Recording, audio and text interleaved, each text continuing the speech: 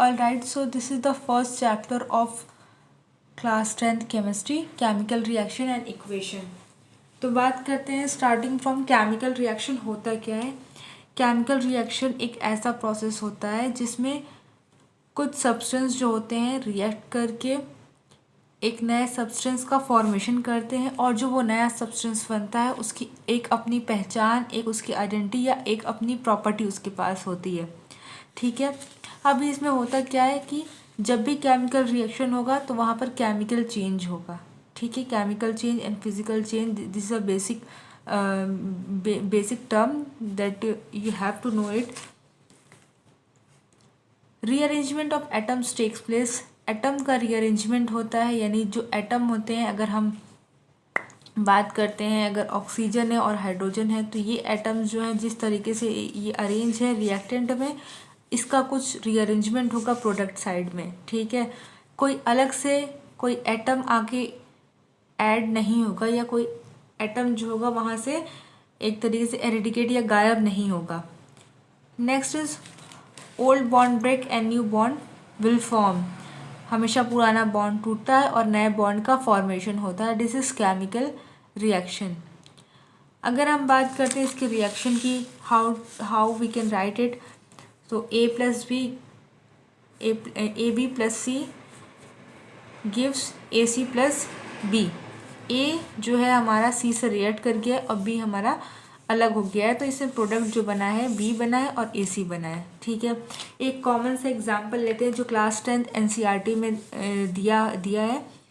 अगर हम मैग्नीशियम की रिबन स्ट्रिप्स फॉर्म में होता है, अगर हम मैग्नीशियम की रिबन को अगर हम हीट करते हैं या बर्न करते हैं फ्लेम पे, तो what will be the product, और क्या उसमें ऑब्जर्वेशन होगी। तो होता क्या है, जब भी हम मैग्नीशियम की रिबन जो होती है जब हम उसे हीट करते हैं फ्लेम पे, जब उसे बर्न करते हैं तो वो जो होता है एटमॉस्फेरिक ऑक्सीजन के साथ, और एटमॉस्फेरिक इस तरीके से होता है, एटमॉस्फेरिक ऑक्सीजन के साथ क्या होता है, बर्न करता है और उसके बाद हमें एक पाउडर मिलता है जो कैसा होता है, ग्रे कलर का होता है और उसका नाम होता है MgO magnesium oxide.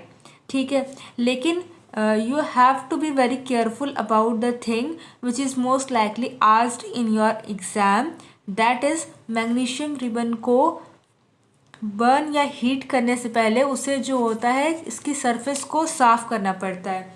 Why it is necessary, because जो हमारा मैग्नीशियम होता है वो लिटिल बिट रिएक्टिव होता है, जिसकी वजह से क्या होता है, मैग्नीशियम की जो सरफेस होती है एटमॉस्फेरिक ऑक्सीजन से मिल करके इसके सरफेस पे बहुत ही धीरे धीरे, बहुत ही टाइम के बाद, कुछ दिनों के बाद, कुछ महीनों के बाद किसकी लेयर बना लेती है, एमजीओ की। और अगर हम ये स्ट्रिप को बिना साफ़ किए हुए बर्नर पे लेके जाएंगे तो वो हीट नहीं हो, वो बर्न नहीं होगा। ठीक है, क्योंकि वो लेयर उस पर जो है प्रेजेंट है। तो उसको करने से पहले, बर्न करने से पहले उसको साफ़ करना होगा। आप जब इसको घिस करके साफ़ करेंगे तो ये जो हो जाएगा लेयर जो बचेगी वो सिर्फ मैग्नीशियम की होगी। अब इसको अगर हम हीट करते हैं, बर्न करते हैं, तब जा कर के वो बर्न होगा और फिर हमें क्या मिलेगा, मैग्नीशियम पाउडर। ठीक है, तो magnesium react with oxygen to form MgO, और ये रिएक्शन जो होती है बहुत ज़्यादा अमाउंट में एनर्जी देती है in the form of light.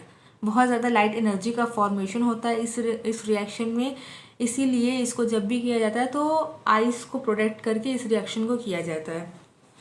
Next is what are the chemical reactions that happen in our daily life. Most of the reactions like souring of milk का खट्टा होना, फॉर्मेशन ऑफ कर्ड का बनना, cooking of food का बन जाना, digestion का होना, रेस्पिरेशन, आयरन का रस लग जाना, burning of food, ripening of fruit, जब भी ये सारी चीज़ें होंगी वहाँ पर केमिकल रिएक्शन होगा, यानी केमिकल चेंज होगा। केमिकल चेंज मतलब केमिकल रिएक्शन, यानी बॉन्ड ब्रेक हो रहा है, बॉन्ड टूट रहा है, एटम का रीअरेंजमेंट हो रहा है और नए प्रोडक्ट का फॉर्मेशन हो रहा है। ठीक है, तो this is all about chemical reaction in our daily life. Chemical equation क्या होती है, जब भी केमिकल रिएक्शन होती है उस पूरी केमिकल रिएक्शन को एक लाइन में रिप्रेजेंट करना by using symbols, state, arrow और anything that is helpful to write a equation. ठीक है, एक इक्वेशन में कन्वर्ट करना है। This is called chemical equation. Like if you talk about when zinc react with sulfuric acid to form zinc sulfate and hydrogen. In this case, what you have to know is what is the symbol of zinc and what is the chemical formula of sulfuric acid. Zinc can be represented as Zn and sulfuric acid जो हम H2SO4 से represent करते हैं। जब zinc हमारा sulphate से react करता है तो बनता है जिंक सल्फेट और हाइड्रोजन गैस जो होती है वो फॉर्म होती है। तो यही होता है chemical equation. If you talk about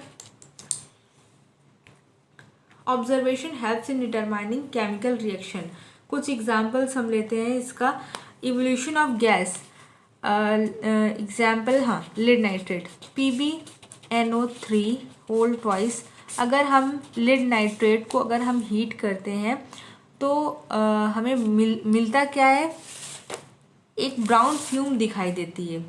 ठीक है, ये ब्राउन फ्यूम होती किस चीज़ की है, नाइट्रोजन डाइऑक्साइड की, और साथ में ऑक्सीजन भी निकलता है, लेकिन ब्राउन फ्यूम्स होती किसकी है, नाइट्रोजन डाइऑक्साइड की।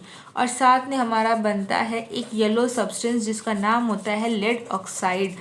ठीक है, ये येलो पाउडर होता है और ये हमारा जो होता है वाइट कलर का होता है लिड नाइट्रेट। ठीक है, सो हमें पता क्या चल रहा है कि इससे एक फ्यूम निकल रही है, एक गैस निकल रही है जिसका कलर कैसा है, ब्राउन है। ठीक है, दूसरी बात, अगर हम इसको इस तरीके से रिएक्शन भी ले लेते हैं, Na सोडियम मेटल जो हमारे बहुत ही रिएक्टिव मेटल होता है, अगर हम उसको वाटर में डालते हैं, याद रखने वाली बात ये है कि sodium is the most reactive metal just after potassium. हाँ, just after potassium. If sodium react with water, sodium की का जो होता है सोप, अगर हम बात करें वो कैसा होता है, उसका टेक्सचर या उसका सॉफ्टनेस कैसी होती है, so it is like soap. जिस तरीके से हमारा बहुत सॉफ्ट होता है उसी तरीके से सोडियम मेटल भी होता है। उसे हम नाइफ से कट कर सकते हैं और उसकी छोटी छोटी पीसेस बनाते हैं और उस छोटी पीस को वाटर में डालते हैं। होता है क्या, ये बहुत ही वॉलेंटली रिएक्ट करता है वाटर के साथ। ठीक है, तो अगर हम इतना बड़ा पीस लेते हैं तो वो भी बहुत ज़्यादा अमाउंट में एनर्जी और लाइट और रिएक्शन के साथ बहुत ज़्यादा हमारा वॉलेंटली रिएक्ट कर जाएगा। इसीलिए बहुत छोटी पीस वाटर में, अगर हम वाटर का एक कंटेनर में Na को डालते हैं यानी सोडियम मेटल को, तो होता क्या है, कुछ गैसेस रिलीज होती हैं और ये वाटर जो होता है कोई दूसरा सब्सटेंस बन जाता है। इसमें होता है केमिकल रिएक्शन। ना in this case NaOH will form. NaOH sodium hydroxide का नाम आप सुनते होंगे, एक अच्छा बेस है, स्ट्रॉन्ग बेस है। NaOH का फॉर्मेशन होता है और साथ में हमें मिलती है H2 गैस। ये जो H2 गैस होती है इसको डाउनवर्ड डिस्प्लेसमेंट में, यानी अगर हम ये रिएक्शन करवा रहे हैं, सोडियम मेटल डाल रहे हैं, तो डाउनवर्ड डिस्प्लेसमेंट में इस गैस को कलेक्ट कर लिया जाता है और फिर जब हम इस गैस को फ्लेम के पास ले जाते हैं तो ये गैस इस तरीके से जलती है कि हमें पॉप साउंड की आवाज़ आती है। ठीक है, तो hydrogen gas burn with pop sound always, you have to remember this. Okay, now the next heading is formation of PPT। कोई ऐसा एग्जाम्पल जिसमें PPT का फॉर्मेशन हो। ठीक है, next determination is formation of PPT। Formation of PPT means insoluble substance, यानी ऐसा substance जो डिज़ोल्व ना हो किसी भी सॉल्यूशन में और जो जम जाए। ठीक है, उसे बोलते हैं PPT प्रेसिपिटेट या insoluble substance. If we talk about any reaction, then if sodium sulphate react with barium chloride, I guess barium chloride, जब ये दोनों का रिएक्शन होता है आपस में, तो रिएक्शन में प्रोडक्ट क्या बनता है, NaCl प्लस BaSO4।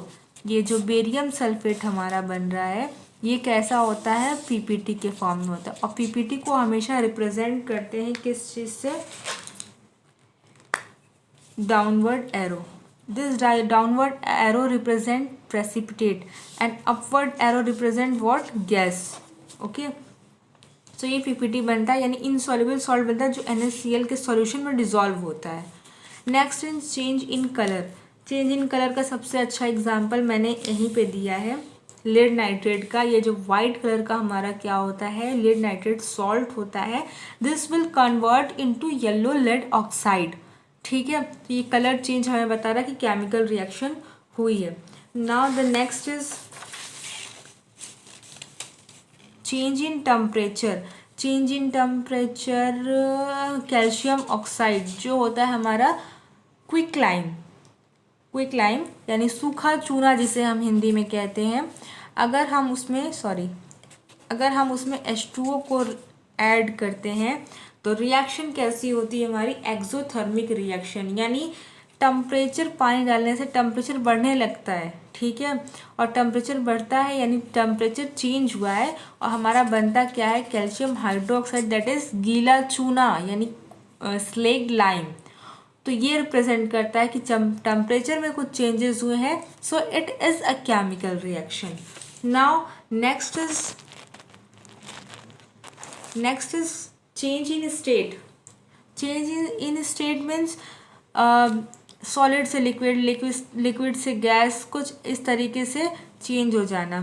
मिल गया है हमारा जो आगे है H2 को और ऑक्सीजन को, H2O को अगर हम इलेक्ट्रोलिसिस करवाते हैं इलेक्ट्रिसिटी की प्रेजेंस में, तो उसमें होता क्या है, H2O कन्वर्ट हो जाता है हाइड्रोजन गैस में और ऑक्सीजन गैस में।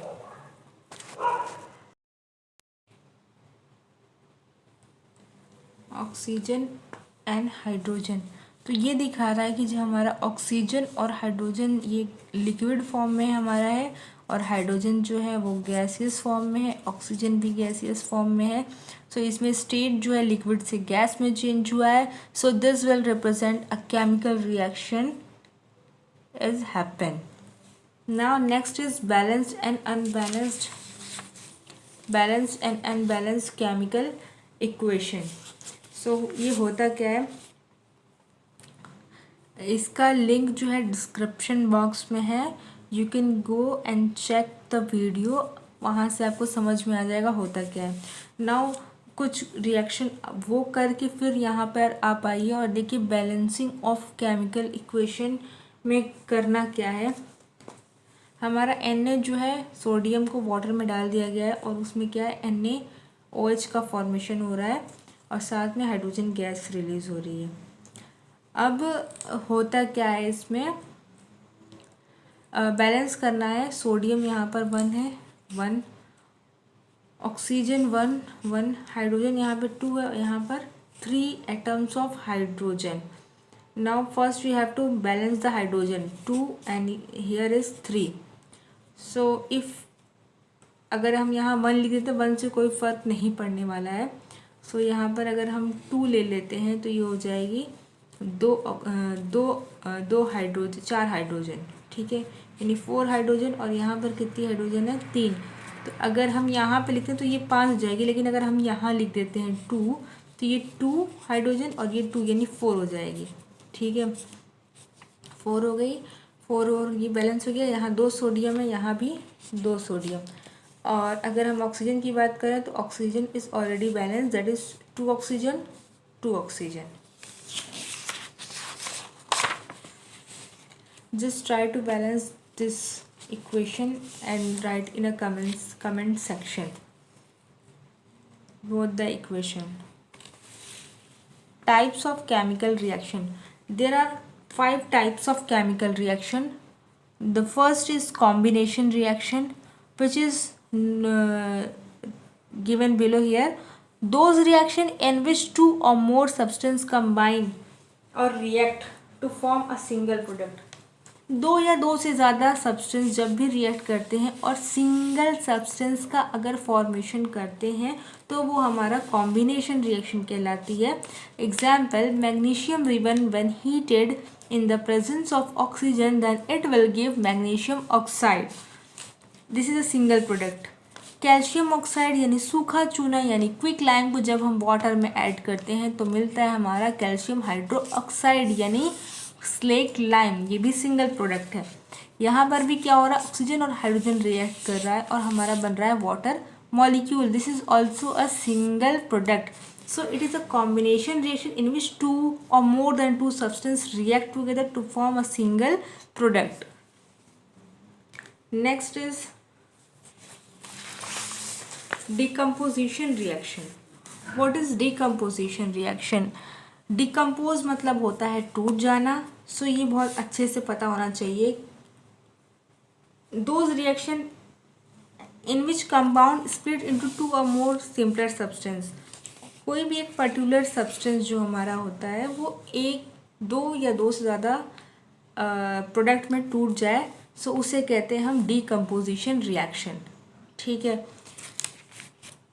अगर हम बात करते हैं, एग्जांपल है फेरस सल्फेट. फेरस सल्फेट का क्रिस्टल होता है जो हमारा ग्रीन होता है, हम कहते हैं green vitriol.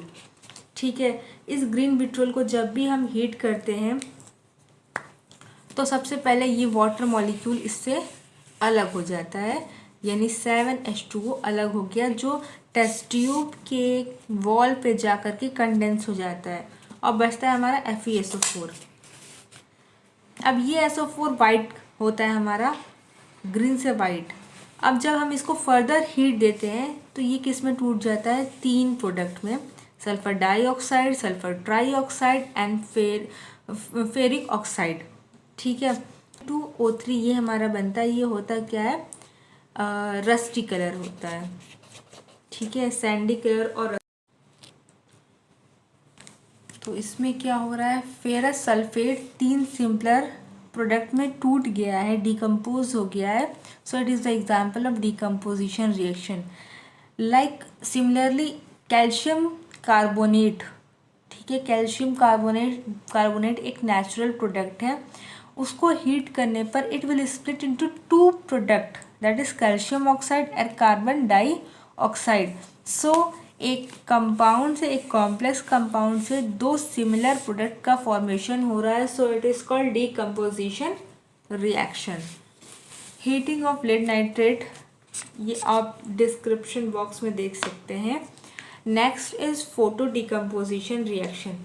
The next is, oh I forgot to tell you that decomposition reaction are of 3 types. First is thermal decomposition. Thermal means किसी को चीज़ को हीट देना. तो हीट दे करके, हीटिंग का सिंबल ये होता है दिस, अ स्मॉल ट्राइंगल. सो इस जितने ये 3 रिएक्शन करवाए गए हैं सब कैसे, थर्मल डिकम्पोजिशन, यानी हीट दे करके इनको डिकम्पोज कराया गया है. Now if we talk about photo decomposition, in case of photo decomposition, photo means light. जब लाइट दिया जाएगा, यानी लाइट होता है H nu. ठीक है. और उस केस में क्या होता है, जब भी लाइट दे करके किसी भी कंपाउंड को डिकम्पोज करा के 2 और मोर सिमिलर प्रोडक्ट में तोड़ दिया जाता है, then it is known as photo decomposition reaction. AgBr, it will give Ag and Br gas. If we talk about AgCl, then it give silver. ये पाउडर फॉर्म में हमारा मिल जाएगा और ये बन जाएगी gas. What is electrolytic decomposition? Now third is electrolytic decomposition. ये इस टाइप का डिकम्पोजिशन होता है जिसमें हम क्या देते हैं, इलेक्ट्रिक करंट देते हैं, यानी एक तरीके से इलेक्ट्रोलिसिस भी कह सकते हैं कि इलेक्ट्रिसिटी दी जाएगी. इसमें एनोड होगा, कैथोड होगा और वाटर होगा. इलेक्ट्रिक करंट जब पास कराया जाएगा तो H2O हमारा टूट जाएगा हाइड्रोजन गैस में और ऑक्सीजन गैस में. नाउ बहुत बार ये क्वेश्चन बनता है कि जब भी इलेक्ट्रोलिसिस होगी या इलेक्ट्रोलिटिक डिकम्पोजिशन कराया जाएगा तो हमारा what is the ratio of hydrogen and oxygen gas to form, किस रेशियो में बनेगा. तो अगर हम बैलेंस करते हैं तो 2 यहाँ पर आ जाता है, जिसके लिए अगर हम बात करें, हाइड्रोजन जो होता है 2 मॉलिक्यूल एंड ऑक्सीजन का 1, ये 2 और ये 1, 2:2, यानी एक अगर केमिकल 2 मॉलिक्यूल वाटर के अगर टूट रहे हैं तो 2:1 हाइड्रोजन ऑक्सीजन का हमारा रेशियो होता है, फॉर्मेशन होता है. नाउ नेक्स्ट आगे थर्ड जो रिएक्शन है, आपने पढ़ा है combination reaction, second is decomposition reaction. So उससे थर्ड जानने से पहले दो टर्म है, exothermic reaction and endothermic reaction, वो जानना ज़रूरी है। एक्सोथर्मिक रिएक्शन, एक्सो मीन्स होता है बाहर की तरफ जाना, ठीक है, और थर्म मतलब लाइट, और सॉरी थर्म मीन्स हीट, यानी ऐसे रिएक्शन जिसमें हीट जो है वो, यानी एनर्जी, एक तरीके से हम समझ सकते हैं एनर्जी की बात हो रही, एनर्जी जो है वो बाहर की तरफ जाए, यानी इवॉल्व हो, हीट इवॉल्व हो, उसे हम कह सकते हैं एक्सोथर्मिक। समटाइम्स एक्सोथर्मिक एनर्जी को लेकर यूज़ किया जाता है, sometimes it is about heat. Okay, so the basic definition is all about heat. Heat का इवॉल्व होना इज नोन एज एक्सोथर्मिक, और हीट का एब्जॉर्ब होना just opposite endothermic. Okay, so this are two examples.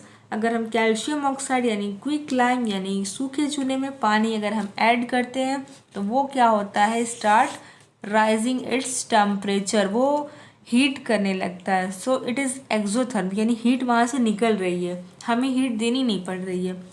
अगर हम burn करते हैं किसी भी कार्बन कंपाउंड को, यानी हम मान लेते हैं मीथेन गैस है, ठीक है, फॉसिल एक फ्यूल होता है मीथेन। मीथेन को अगर हम लेते हैं ऑक्सीजन के साथ अगर हम हीट करवाते हैं तो दो चीज़ें बनती हैं, एक कार्बन डाइऑक्साइड और वाटर, ठीक है, और साथ में एक और चीज़ बनती है जिसे हम बोलते हैं एनर्जी, या कौन सी energy, heat and light. So heat and light जो है इसमें तो हीट और लाइट इसमें इवॉल्व हो रही, सो it is exothermic reaction. Next is, ये बहुत इंपॉर्टेंट क्वेश्चन है जो पूछता है कि रेस्पिरेशन कैसा प्रोसेस है। तो respiration is very important. Respiration is also an exothermic reaction because in case of respiration glucose का मॉलिक्यूल सेल के अंदर क्या करता है, ऑक्सीजन लेता है और टूट जाता है, यानी ब्रेक डाउन हो जाता है किसमें, कार्बन डाइऑक्साइड गैस में और वाटर गैस में। और यही जब टूटता है तो हमें कुछ अमाउंट ऑफ एनर्जी मिलती है, that is 38 ATP। This is from the biology, जिसमें हमें 38 ATP एनर्जी मिलती है। ये एनर्जी जो होती है हमारी, ये शो करती है कि इस रिएक्शन में एनर्जी का इवोल्यूशन हो रहा है, एनर्जी निकल रही। So respiration is always exothermic in nature.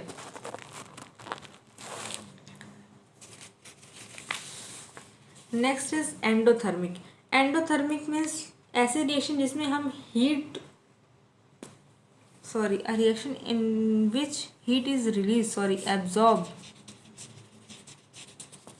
Heat absorb हो, यानी अगर हम कैल्शियम कार्बोनेट को हीट करते हैं तो वो दो चीज़ों में ब्रेक डाउन हो जाएगा, यानी इसमें एनर्जी निकल नहीं रही है, हमें एनर्जी क्या देनी पड़ रही है, लगानी पड़ रही है। एनर्जी को क्या कराया जा रहा है, एब्जॉर्ब करवाया जा रहा है, जिसकी वजह से ही इसका ब्रेक डाउन हो रहा है। So this is an endothermic reaction. The third reaction is displacement reaction. In case of displacement reaction, what will happen? Displace means एक जगह से दूसरी जगह कोई पोजीशन चले जाना, किसी चीज़ की पोजीशन बदल जाना, डिस्प्लेस हो जाना। सो उसी तरीके से रिएक्शन भी है। Those reaction in which one element take the place of another element is known in a compound are known as displacement reaction. अगर हम बात करें कि ए भी एक तुम्हारा कंपाउंड है, वो सी से एलिमेंट से रिएक्ट कर रहा है, अगर इन दोनों में से चाहे तो सी ए के साथ या सी बी के साथ किसी से भी अपनी पोजीशन चेंज कर लेता है तो वो क्या कर रहा है, डिस्प्लेस कर रहा है। तो अगर ए हमारा सी के साथ रिएक्ट कर जाए तो ये हो जाएगा ए सी, और बी हमारा अलग हो जाएगा। So this is the kind of displacement reaction, ठीक है, एक एलिमेंट दूसरे एलिमेंट की प्लेस ले रहा है। So displacement reaction is this. So zinc and iron, if we react copper sulphate with zinc then what will happen, this is a cation and this is a cation. A cation will always replace cation, and this cation will add to anion, so it will become zinc sulfate और copper हमारा अलग हो जाएगा। उसी तरीके से iron जो होता है वो किससे रिएक्ट कर लेता है, सल्फेट से, FeSO4, और कॉपर हमारा अलग हो जाएगा। तो ये हमारा डिस्प्लेसमेंट का एग्जाम्पल है। Now next is double displacement. दो डिस्प्लेसमेंट हो रहा है, यानी निगेटिव पॉजिटिव, दो सॉल्ट हैं जो निगेटिव पॉजिटिव एंड से बने हुए हैं, या एसिड या बेस कह सकते हैं हम, कुछ भी लें जो निगेटिव और पॉजिटिव एंड से बने हुए हैं। तो इसमें क्या होता है कि सिंपली एक निगेटिव दूसरे पॉजिटिव से, एक पॉजिटिव दूसरे निगेटिव कटायन अनायन से रिएक्ट कर लेता है, और वैसा ही हमें प्रोडक्ट भी मिलता है। ए हमारा वाई के साथ रिएक्ट कर गया, एक्स हमारा बी के साथ रिएक्ट कर गया। अगर हम रिएक्शन की बात करें, silver is a metal, Na is a metal, chlorine is a non metal, and NO3 is a non metal. So Ag will react with Cl to give AgCl, and Na will react with NO3 to give NaNO3. Likewise, this is your homework, and you have to write in your copy and comment in the comment section.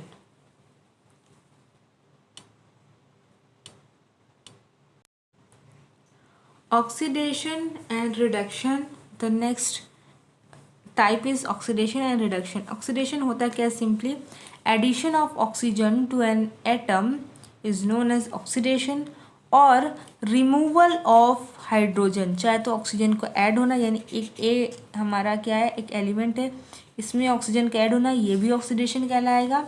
एक element AH है, इसमें से hydrogen का remove हो जाना और A बन जाना, that is also known as oxidation. Just opposite is reduction. अगर ऑक्सीजन का ऐड होना ऑक्सीडेशन है, तो हाइड्रोजन का ऐड होना क्या कहलाएगा, रिडक्शन। और जस्ट इसका अपोजिट, यानी ऑक्सीजन अगर रिलीज मतलब वहाँ से हटाया जा रहा है, so it is known as reduction. Removal of oxygen is known as reduction. अगर आप ऑक्सीडेशन याद रखते हैं, ओ से oxygen, O for oxidation, so oxygen का ऐड होना ऑक्सीडेशन कहलाता है, जस्ट अपोजिट हाइड्रोजन के केस में, और इसका जस्ट अपोजिट हो जाएगा रिएक्शन में, रिडक्शन में। So it is very easy. Now if we talk about examples, so in this case copper oxide react with hydrogen gas to form copper and water molecule. Copper oxide will give copper and hydrogen will give water. इसमें हो क्या रहा है कि copper oxide जो है copper oxygen को remove कर दे रहा है, यानी ऑक्सीजन का रिमूव होना कहलाएगा क्या, हमारा रिडक्शन। यानी CuO का क्या हो रहा है, रिडक्शन हो रहा है, ठीक है। और H2 का क्या हो रहा है, H2 में क्या हो रहा है, ऑक्सीजन ऐड हो जा रही है, सो इसका क्या हो रहा है, H2 का ऑक्सीडेशन। अब हमारा एक सवाल यहाँ पर पूछता है, what is oxidizing agent and what is reducing agent. So जिसने रिडक्शन किया, यानी CuO ने रिडक्शन किया है, तो ये कहलाएगा oxidising agent. It is just opposite. एक मिनट, यहाँ पर हम लिख देते हैं रिडक्शन और यहाँ पर हम लिख देते हैं ऑक्सीडेशन। और H2 में ऑक्सीजन ऐड हुआ है, सो इस ये कर रहा है ऑक्सीडेशन, और ऑक्सीडेशन जो करता है उसे बोलते हैं रिड्यूसिंग एजेंट। जस्ट अपोजिट याद करने वाली चीज़ है ये, रिड्यूसिंग एजेंट। सो अगर हम इसका एग्जांपल लेते हैं, it is very easy. Zinc से ऑक्सीजन हट गया है, सो जिंक का क्या हो रहा है, रिडक्शन हो रहा है, और कार्बन में ऑक्सीजन अटैच हो गया, तो इसका क्या हो रहा है, ऑक्सीडेशन। तो zinc oxide is known as, अगर इसका रिडक्शन हो रहा है तो ये कहलाएगा ऑक्सीडाइजिंग एजेंट। और कार्बन का ऑक्सीडेशन हो रहा है तो कार्बन कहलाएगा reducing agent. Okay, everyday life of oxidation and reduction in everyday life. एक बहुत ही अच्छा एग्जांपल है करोजन का, यानी जो रस्टिंग लगती है, जो करोजन का बेसिकली मतलब होता है किसी भी मेटल सरफेस का, कोई भी मेटल हो सकता है, उसकी जो सरफेस होती है वो एटमॉस्फेयर में प्रेजेंट गैसेस यानी वो वाटर वेपर भी हो सकता है, H2, carbon dioxide, oxygen, N2, sulphur, acid, किसी भी गैसेस से सल्फर का रिएक्ट करके उसका करोड होना, करोड मतलब होता है खराब होना, डिग्रेड होना, किसी चीज़ का डिग्रेडेशन होना, खराब हो जाना, ख़त्म हो जाना, डिकम्पोज हो जाना, नॉट डिकम्पोज बट डिग्रेड होना, ठीक है, खराब हो जाना धीरे धीरे with the passage of time, maybe it is 1 week और 2 वीक और ईयर और 2-3 डेज, ओके। सो यही कहलाता है करोजन। करोजन का एक अच्छा एग्जाम्पल है हमारा रस्टिंग। करोजन का एग्जाम्पल है रस्टिंग। रस्टिंग जिसे बोलते हैं, आयरन का करोड होना कहलाता है rusting. Rusting corrosion of iron is known as rusting. इसमें आयरन क्या करता है, पहले ऑक्सीजन से यानी एटमॉस्फेयर में जो ऑक्सीजन प्रेजेंट होती है उससे क्या करता है, रिएक्ट करता है और Fe2O3 बनाता है। ये FeO3 फर्दर किससे रिएक्ट करती है, H2O के साथ, बहुत सारे H2O के साथ, नॉट काउंटेबल। और may we can say that हम बता नहीं सकते हैं एक मॉलिक्यूल रहा होगा, 10 होगा, 15 होगा, तो X नंबर ऑफ H2O से रिएक्ट करता है और एक प्रोडक्ट बनाता है। सो ये प्रोडक्ट बनाता है Fe2O3.XH2O। यही है रस्ट का फॉर्मूला। जब भी रस्टिंग होगी, रस्टिंग में ऑक्सीजन और वाटर बोथ आर नेसेसरी। अगर एक नहीं है तो रस्टिंग कभी नहीं होगी। The next example is copper. Copper जो हमारा ग्रीन कलर का हो जाता है, ग्रीन हो जाता है, ये क्यों होता है? अगर आपने ऑब्जर्व किया होगा, अगर आपने हिस्ट्री देखी होगी, जो स्टैचू ऑफ लिबर्टी है, स्टैचू ऑफ लिबर्टी, उसका कलर है लाइट ग्रीन, बहुत ही लाइट ग्रीन कलर है। यहाँ बहुत लोग उसे वाइट समझते हैं, ठीक है, लेकिन उसका जो एक्चुअल कलर होता है वो बना हुआ है कॉपर का, ठीक है, कॉपर से बना हुआ है।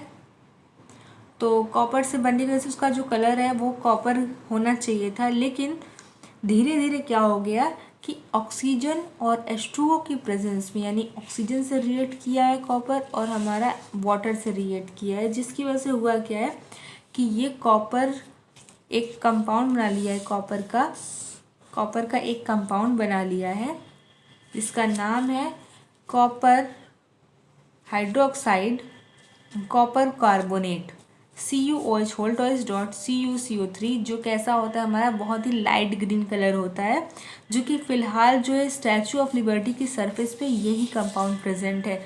That is why this colour becomes green from copper colour, okay. Now what are the methods from which we can prevent rusting, corrosion, okay? So galvanization is a process in which zinc किसी कोई metal surface से iron ही समझ लिया जाए, अगर उस पर zinc की कोटिंग करवाना, the coating of zinc on an iron surface is known as galvanisation. Tinning, अगर हम इसी आयरन के सरफेस पे टिन, ठीक है, टिन हमारा एक एलिमेंट होता है, एक मेटल होता है जो ज़्यादा रिएक्टिव नहीं होता, रिएक्ट नहीं करता। अगर हम सरफेस को इसकी टिन से कवर कर दें तो आयरन जो अंदर प्रेजेंट है वो कभी ख़राब नहीं होगा, कभी डिग्रेड, कभी करोड नहीं होगा। उसी तरीके से जिंक का भी है, अगर वो टिन अगर हम लगा रहे हैं तो टिनिंग, Zn लगा रहे हैं तो वो galvanisation. Electroplating is same.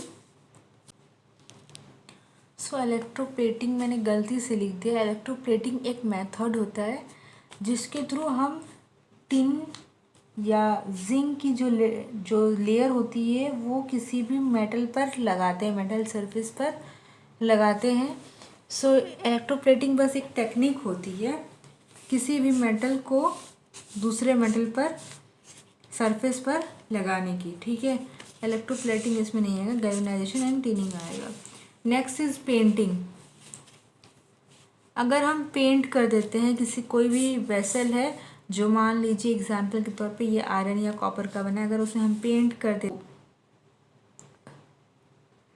Windows वगैरह में अगर हमारा लगा हुआ है आयरन का रॉड लगा हुआ है या कुछ इस तरीके की चीज़ें मेटल की जो ख़राब हो सकती है, उसमें पेंट कर दिया जाता है ताकि वो रस्ट से बच जाए। नेक्स्ट इज ग्रीसिंग और ऑयलिंग। ग्रीस और ऑयल किसी पे सरफेस पर लगा देने से सरफेस जो होता है वो ऑक्सीजन, वाटर या अदर गैसेस के डायरेक्ट कांटेक्ट में नहीं आती है। सो इसीलिए सरफेस बच जाता है और करोजन नहीं होता है।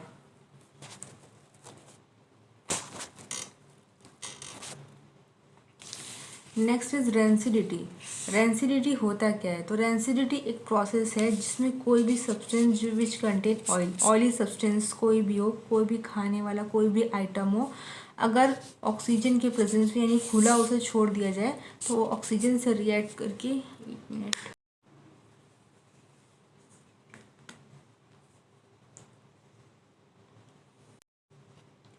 सो कोई भी ऑयली सब्सटेंस अगर है, अगर हम उसे खुला छोड़ देते हैं तो वो ऑक्सीजन से एटमॉस्फेरिक ऑक्सीजन से रिएक्ट कर जाता है, जिसकी वजह से इस सब्सटेंस का, इस खाने वाली चीज़ का, may be it is chips और बिस्किट, इसका जो टेस्ट होता है वो बदल जाता है और उसमें एक अलग किस्म की स्मेल आने लगती है।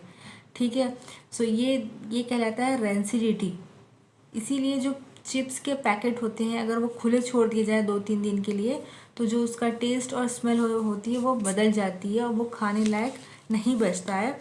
वो उसमें होता क्या है, रेंसिडिटी की जो ये प्रॉब्लम है वो हो जाती है, यानी ऑक्सीजन जो होता है, एटमॉस्फेरिक ऑक्सीजन रिएक्ट कर जाता है और हमारा वो सब्सटेंस जो होता है वो ख़राब हो जाता है, डिग्रेड हो जाता है। तो उस चीज़ को बचाने के लिए कोई भी पैकेट अगर आती है, अगर एग्जाम्पल के तौर पर चिप्स की पैकेट की बात करें, अगर हमारा चिप्स का पैकेट है लेस का और उसमें जो है अगर हम नाइट्रोजन गैस फिल कर देते हैं और पैक कर देते हैं, सील कर देते हैं और ऑक्सीजन गैस इसमें नहीं होती यानी रिमूव कर देते हैं, तो ये लेस अगर सालों तक भी रखा रहे तो वो ख़राब नहीं होगा। क्यों नहीं होगा? क्योंकि ऑक्सीजन नहीं है उसके पास कि वो रिएक्ट करे, वो ऑयल रिएक्ट विथ ऑक्सीजन का हो नहीं पाती है और नाइट्रोजन इनर्ट गैस होती है। Nitrogen will not react with this oil, it will not get degrade और it will not get spoil. ठीक है, ये जैसा है वैसा पड़ा रहता है। इसी वजह से the packet of chips will always contain nitrogen gas or the packet of biscuits will also contain nitrogen gas to save it from rancidity. So this is the whole chapter of class 10th chemistry first year. If you want to learn other chapters, so you can write it in a comment section. I will definitely make video on that particular topic. Thank you.